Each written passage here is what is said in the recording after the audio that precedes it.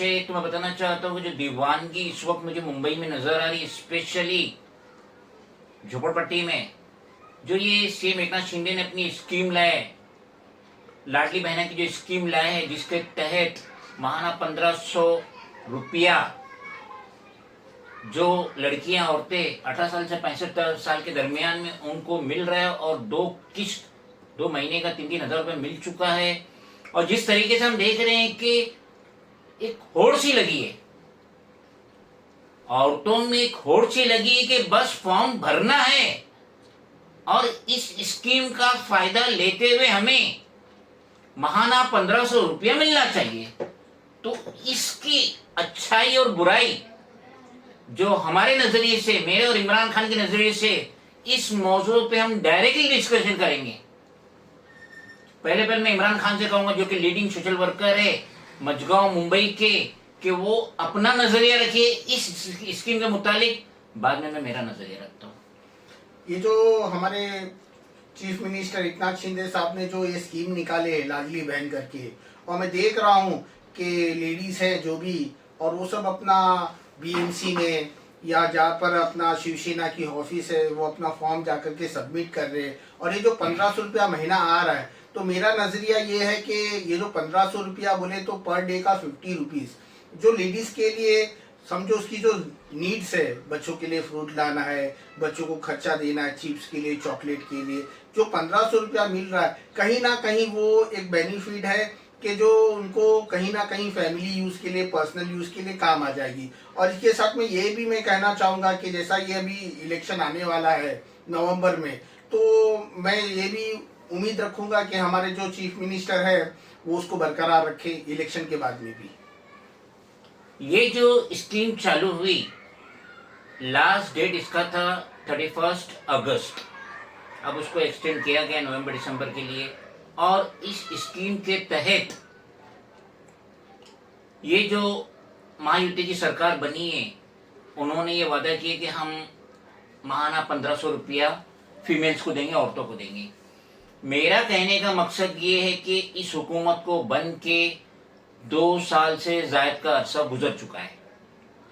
जब उद्धव बाला साहब ठाकरे को रिजाइन देके नीचे उतरना पड़ा सीएम पोस्ट से, और जब एकनाथ शिंदे ने सीएम की पोस्ट संभाली, गद्दी संभाली, तो ऐसी स्कीम उस वक्त क्यों नहीं लागू करें? ये स्कीम उस वक्त लागू हो रही है जब बीजेपी का सफाया हो चुका है, एनडीए का सफाया हो चुका है। इनको वो मेजोरिटी नहीं मिली 18 लोकसभा में, 240 पे सिमट गई बीजेपी। तो अब इनको सपोर्ट चाहिए था। महाराष्ट्र में भी महायुति की बहुत बुरी हालत है, तो अब ये औरतों को लुभा के अपनी तरफ खींच रहे। और मैंने टाइम्स ऑफ इंडिया का एक आर्टिकल पढ़ा, जिसे पढ़ के तो मेरा सर शर्म से झुक गया।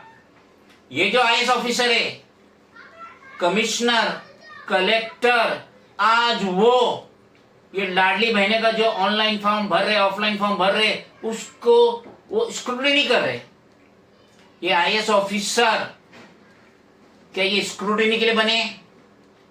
मगर एकनाथ शिंदे की बहना की जो स्कीम है, उसके लिए आईएएस ऑफिसर, जिसके पास ऑलरेडी कई फाइल पेंडिंग पड़ी हुई है, वो उस पे काम नहीं कर रहा है, बल्कि कमिश्नर, महाराष्ट्र के कमिश्नर और कलेक्टर ये स्क्रूटनी कर रहे हैं कौन सा फॉर्म सही है, कौन सा फॉर्म गलत है। और टाइम्स ऑफ इंडिया का एक आर्टिकल मैंने पढ़ा, एक आधार पे 80 अकाउंट खुले, 80 बैंक अकाउंट खुले इस योजना का फायदा लेने के लिए, जहां पे 7.5 लाख रुपए का कर्जा है। महाराष्ट्र के ऊपर 7.5 लाख करोड़ का कर्जा है। वो कर्जा किस तरीके से चुकता करे, कम करे, वो करने की बजाय एकनाथ शिंदे ने ये रोड़ी बांट रहे हैं ताकि आने वाले इलेक्शन में ये औरतें हमें वोट दे, जो होने वाला नहीं है। क्योंकि ज्यादा बेनिफिट ये उठा रहे इस स्कीम का, वो स्लम में, झोपड़पट्टी में रहने वाले उठा रहे। और बेशक देखा गया है, झोपड़पट्टी के लोग उस वक्त तक वोट देने नहीं जाते जब तक उनको कुछ ना कुछ दक्षिणा ना मिले। आप कहिए।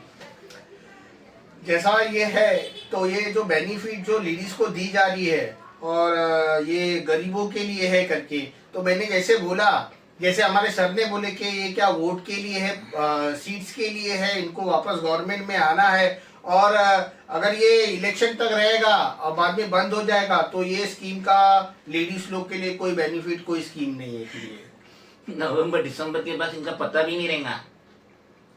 एकनाथ शिंदे ने जब उद्धव बालासाहेब ठाकरे से अलग होके रेबल्स 40-42 जो रेबल्स निकले थे, एमएलए निकले थे, उस टाइम टाइम्स ऑफ इंडिया का एक आर्टिकल था जिसमें शिंदे ने कहे थे कि आने वाले विधानसभा इलेक्शन में अगर मेरा एक भी एमएलए हार गया तो मैं पॉलिटिक्स छोड़ दूंगा।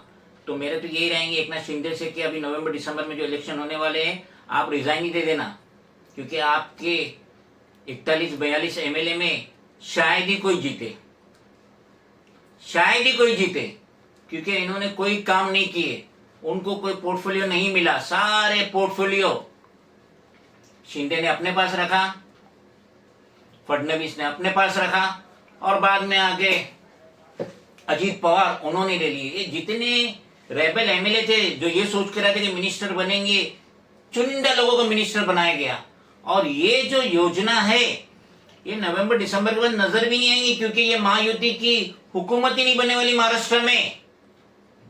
बहुत बुरा हाल है। एकनाथ शिंदे 288 में से 100 सीट मांग रहे इलेक्शन लड़ने के लिए, अजीत पवार 100 सीट मांग रहे। तो बीजेपी जो देश की और दुनिया की सबसे बड़ी पार्टी है, सबसे धनी पार्टी है, तो क्या वो 88 सीट पे इलेक्शन लड़ेंगी? ये सिर्फ रेवड़ी थी जो एकनाथ शिंदे ने स्टेट की वुमेन्स के लिए लेकर आए। इससे कोई फायदा होने वाला नहीं, और 1500 रुपए से वैसे भी किसी का कुछ भला होने वाला नहीं।